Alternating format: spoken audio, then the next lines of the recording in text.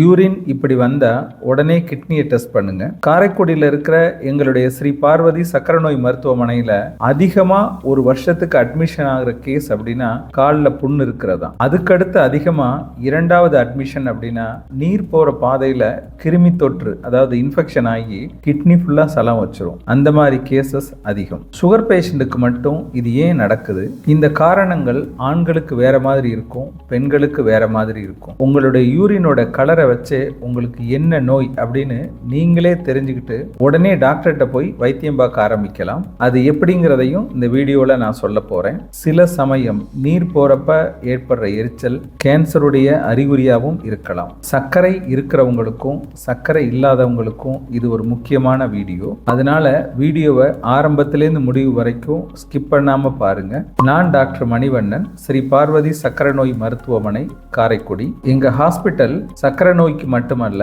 சர்க்கரையினால் உருவாகக்கூடிய கால் புண்ணுக்கும் ஒரு தலை சிறந்த மருத்துவமனை. இதுவரைக்கும் 4800க்கும் மேற்பட்ட சர்க்கரை புண்களை எங்கள் மருத்துவமனை ஆத்தி இருக்கு. இதை பத்தி நீங்க தெரிஞ்சுக்கணும்னா ஸ்ரீ பார்வதி ஹாஸ்பிட்டல்.com அப்படின்ற இந்த வெப்சைட்டுக்கு போய் அங்க பிளாக்ல கேஸ் ஸ்டடின்னு கிளிக் பண்ணுங்க. போட்டோ ஆதாரத்தோட கொடுத்திருக்கோம், நீங்களே பார்த்து தெரிஞ்சுக்க முடியும். எங்க சேனல் மூலம் கிடைக்கிற பணம் ஏழை சர்க்கரை குழந்தைகள் இன்சுலின் வாங்க பயன்படுத்துறோம். அதனால அவசியம் சப்ஸ்கிரைப் பண்ணி பாருங்க. ஒரு 2 மாசத்துக்கு முன்னாடி 67 வயசு பாட்டியை எங்க ஹாஸ்பிட்டலுக்கு தூக்கிட்டு வந்தாங்க. அவங்க அட்டெண்டர்ஸ் எல்லாம் என்கிட்ட சொன்னது, இந்த பாட்டி சர்க்கரைக்கு மாத்திரையே சாப்பிடாது சார், இப்போ ஒரு 4-5 நாளா அதிகமான காய்ச்சல், நல்ல குளிரும் காய்ச்சலா இருக்கு, நேத்துலேருந்து கொஞ்சம் நினைவு தடுமாறி பேச ஆரம்பிச்சிருச்சு, பக்கத்தில் உள்ள மருத்துவமனையில பார்த்தோம், சர்க்கரையோட அளவு அதிகமா இருக்கு, நீங்க இங்க கொண்டு போயிருங்க அப்படின்னு சொல்லிட்டாங்க, அதனால இங்க கொண்டுட்டு வந்தோம் சார் அப்படின்னு சொன்னாங்க.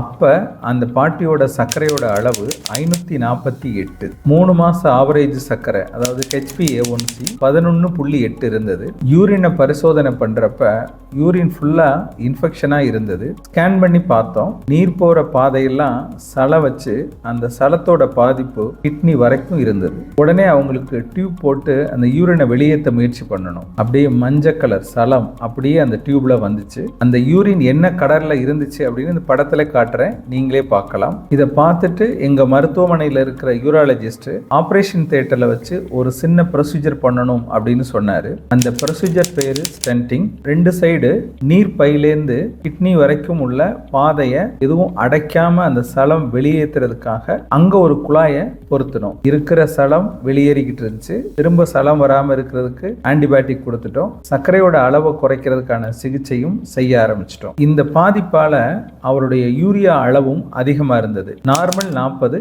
இவருக்கு 84 இருந்தது. ரத்தத்திலையும் சலத்தோட பாதிப்பு இருந்தது. 5 நாள்ல அவங்க கொஞ்சம் கொஞ்சமா உடம்பு தேறி வர ஆரம்பிச்சிருச்சு, சர்க்கரையோட அளவு குறைய ஆரம்பிச்சிருச்சு, சலம் வர்ற அளவும் குறைஞ்சிருச்சு, யூரின் கலர் மாறி கொஞ்சம் கொஞ்சமா கிளியரா வர ஆரம்பிச்சிருச்சு, சாப்பிட ஆரம்பிச்சிட்டாங்க, உப்பு நீரோட அளவும் குறைய ஆரம்பிச்சிருச்சு, ரத்தத்துல உள்ள சலத்தோட பாதிப்பும் குறைய ஆரம்பிச்சிருச்சு. மறுபடியும் அவங்களுக்கு ஸ்கேன் எடுத்து பார்த்தோம். இப்ப சலம் எதுவும் இல்லை அப்படின்னு ஸ்கேன் டாக்டரும் உறுதிப்படுத்தினாரு. 6வது நாள் அவங்கள வீட்டுக்கு அனுப்பிச்சு வச்சுட்டோம். 3 வாரம் கழிச்சு வர சொன்னோம். அது வரைக்கும் இன்சுலின் போட்டுக்கிட்டு இருந்தாங்க. இப்ப அவங்களுக்கு காய்ச்சல் எதுவும் இல்லை. வெளியில போட்டிருந்த குழாயை போகும்போதே எடுத்துட்டோம். உள்ள இருந்த டியூபை 3 வாரம் கழிச்சு எடுத்துட்டோம். இப்ப அவங்களுடைய பிளட் சுகர் நல்ல கண்ட்ரோல் வந்துருச்சு, யூரியாவோட அளவும் நார்மல் ஆயிடுச்சு. அப்புறம் அவங்களுக்கு சர்க்கரைக்கான மாத்திரை கொடுத்துட்டோம். இப்ப மாத்திரையை கரெக்டா சாப்பிட்டுட்டு வர்றாங்க, எந்த தொந்தரவும் இல்லை, நல்லா இருக்காங்க. இந்த நோயோட பேரு அக்யூட் பைலோனெஃப்ரைட்டிஸ். அந்த வந்த சலம் இருக்குல்ல, அது பையூரியான்னு சொல்லுவாங்க, அதாவது நீரே சலமா மாறி வரும். இதை பத்தி விரிவா மருத்துவ அறிவியல் ஆதாரங்களோட டிஸ்கிரிப்ஷன்ல லிங்க் கொடுத்திருக்கேன், படிச்சும் தெரிஞ்சுக்கலாம். சர்க்கரை மக்களுக்கு மட்டும் ஏன் இந்த மாதிரி நடக்குது அப்படின்னு என்னுடைய 35 வருஷ அனுபவத்தை தொகுத்து ஒரு புத்தகம் எழுதியிருக்கேன். நோய்களின் தாய் அப்படின்ற இந்த புத்தகம் உங்களுக்கு வேணும்னா இந்த டிஸ்பிளேல தெரிகிற நம்பருக்கு ஃபோன் பண்ணியோ அல்லது வாட்ஸ்அப்ல புக் வேணும் அப்படின்னு மெசேஜ் போட்டோ கொரியர் மூலம் இந்த புத்தகத்தை பெற்றுக்கொள்ளலாம். நம்ம யூரின் போற கலரை வச்சு நம்ம நோயை ஆரம்பத்திலே கண்டுபிடிச்சிடலாம். அதை பத்தியும் கட்டாயம் தெரிஞ்சு வச்சுக்கோங்க. இந்த படத்துல காட்டுற ஒரு இலையை பாருங்க. இந்த இலைக்கு எல்லாமே நார்மலா இருக்கு. இது ஒரு சாதாரண நார்மல் இலை. இதை பார்த்த உடனே நல்ல செழிப்பா இருக்கு அப்படின்னு நம்ம சொல்லுவோம். இதுல நீர்ச்சத்து குறைவா இருந்துச்சுன்னா அந்த இலையோட கலர் எப்படி மாறுது அப்படின்னு பாருங்க. இதே இலையில இன்ஃபெக்ஷன், அதாவது பூச்சி ஏதாவது கடிச்சிருச்சுன்னா இலை இப்படி மாறும். இந்த இலையை வச்சு நம்ம அந்த செடியோட ஆரோக்கியத்தை நம்ம தெரிஞ்சுக்க முடியும். அந்த மாதிரி தான் நம்ம யூரினோட கலரை வச்சு நம்ம உடம்போட ஆரோக்கியத்தை தெரிஞ்சுக்க முடியும். இதுல ரொம்ப முக்கியமான 5 பாயிண்ட்டை நான் உங்களுக்கு சொல்ல போறேன். அதுல முதல் பாயிண்ட், லேசா மஞ்சளா இருக்கு அல்லது வெள்ளை கலரா யூரின் போகுது அப்படின்னா இது நார்மல். இது பயப்படவே தேவையில்லை. காலையில எந்திரிச்சு போற யூரின் பெரும்பாலும் லேசான மஞ்சளா தான் இருக்கும். இது உடம்புல தண்ணி சத்து போதுமான அளவுக்கு உங்களுக்கு இருக்கு அப்படின்றத அந்த யூரின் காட்டுது. இந்த மாதிரி மஞ்சளா இருந்தா இது நார்மல். இந்த யூரினை பாருங்க, டார்க் எல்லோவா இருக்கா, இது உங்க உடம்புல நீர்ச்சத்து ரொம்ப குறைவா இருக்கு அப்படின்னு பொருள். நம்ம உடனே தண்ணி நிறைய குடிக்கணும் அப்படின்னு புரிஞ்சுக்கணும். இந்த மஞ்சள் தொடர்ச்சியா காலையில மத்தியானம் நைட்டு 2-3 நாளா தொடர்ச்சியா இருக்கு அப்படின்னா வேற உங்களுக்கு மஞ்சக்காமல மாதிரி ஏதோ ஒரு நோய் வந்திருக்கு அப்படின்னு பொருள். உடனே டாக்டரை பாருங்க. தொடர்ச்சியா இருந்தால்தான், ஒருவேளை மட்டும் இல்ல, தொடர்ச்சியா இருக்கணும். யூரின் ஒரு கலங்களா ஒரு பால் மாதிரி போகுது அப்படின்னா உங்க யூரின்ல இன்ஃபெக்ஷன், அதாவது கிருமி தொற்று இருக்கு அப்படின்னு பொருள். அந்த பாட்டிக்கு யூரினே உங்கள்கிட்ட காமிச்சேன், அது பால் மாதிரி இருந்துச்சுல்ல, அது இன்ஃபெக்ஷன் ஆயிருக்கு அப்படின்னு நம்ம புரிஞ்சுக்கணும். 4வது, ரெட் கலரா யூரின் போகுது அப்படின்னா உங்க யூரின்ல ரத்தம் கலந்து வருது அப்படின்னு பொருள். கிட்னி ஸ்டோனோட பாதிப்பா இருக்கலாம். 5வது, யூரின் போறப்ப எப்ப போனாலும் நுரை அதிகமா இருக்கு அப்படின்னா உங்க யூரின்ல புரதச்சத்து வெளியேறுது அப்படின்னு பொருள். இது கிட்னி பாதிப்போட ஆரம்ப கால அறிகுறியா இருக்கலாம். நான் சொன்ன கலர்ல உங்களுக்கு யூரின் போனா கமெண்ட்ல கேளுங்க, காரணம் என்ன அப்படிங்கிற பதில நான் சொல்றேன். இப்ப நான் சொன்னதெல்லாம் யூரின் கலரை வச்சு இந்த நோயா இருக்கலாம் அப்படிங்கறத பத்தி விரிவா சொல்லிட்டேன். இந்த கலரோட சில அறிகுறிகள் இருந்தா அது என்ன மாதிரி நோயா இருக்கலாம் அப்படிங்கறத பத்தியும் இப்ப நான் சொல்றேன். இந்த அறிகுறிகள் இருந்துச்சுன்னா அவசியம் டாக்டரை பாருங்க, பரிசோதனை பண்ணிக்கோங்க. அதுல முதல்ல வர்றது யூரினரி இன்ஃபெக்ஷன். சக்கரை மக்களுக்கு சக்கரை யூரின் வெளியே போகும்ல, அந்த சக்கரை யூரின் வெளியே போறதுனால கிருமி தொற்று அடிக்கடி ஏற்படும். ஏன்னா இனிப்புங்கிறது எல்லாருக்கும் பிடிக்கும்ல, அந்த கிருமிகளுக்கும் பிடிக்கும். அதனாலதான் சக்கரை மக்களுக்கு அடிக்கடி கிருமி தொற்று வருது. சக்கரை கட்டுப்பாட்டுல இருந்தா இது வராது. இதோட அறிகுறி நீர் போறப்ப எரிச்சல், அடிக்கடி யூரின் போறது, யூரின் ஒரு ஸ்மெல், ஒரு வாடையோட போகும், குளிர்காய்ச்சல் வரலாம், யூரினோட நிறம் கலங்களா இருக்கும். நீண்ட காலமா சர்க்கரை இருக்கிறவங்களுக்கு கால் நரம்புல பாதிப்பு ஏற்பட்டு கால்ல உணர்வுகளே இருக்காது. அந்த மாதிரி வயிற்று நரம்புகள்லையும் பாதிப்பு ஏற்பட்டுருந்துச்சுன்னா இந்த யூரின் எரிச்சலையே அவங்க உணர மாட்டாங்க. இயல்பா யூரின் போய்கிட்டே இருப்பாங்க. குளிர்காய்ச்சல் சாப்பிட முடியாத ஒரு தன்மைக்கு ஒரு மயக்க நிலையில தான் பெரும்பாலும் ஹாஸ்பிட்டலுக்கு கொண்டுட்டு வருவாங்க. இந்த வீடியோட ஆரம்பத்துல நான் சொன்ன பேஷண்டையும் அந்த மாதிரி தான் கொண்டுட்டு வந்தாங்க.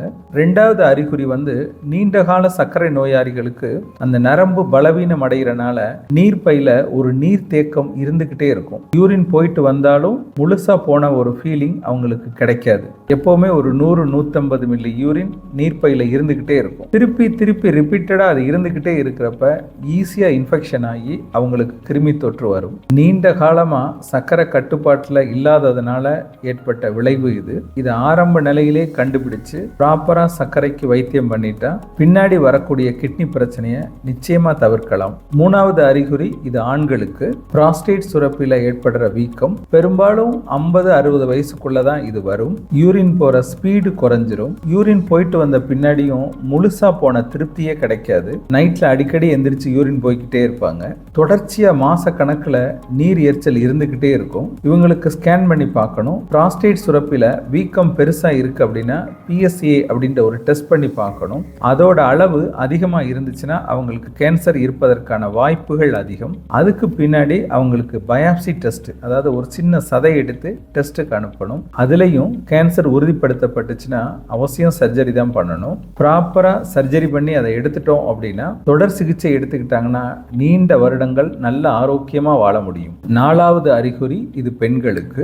இது ஹார்மோன் குறைபாடு, அதாவது ஈஸ்ட்ரோஜன் ஹார்மோன் குறைபாடுனால இது ஏற்படுது.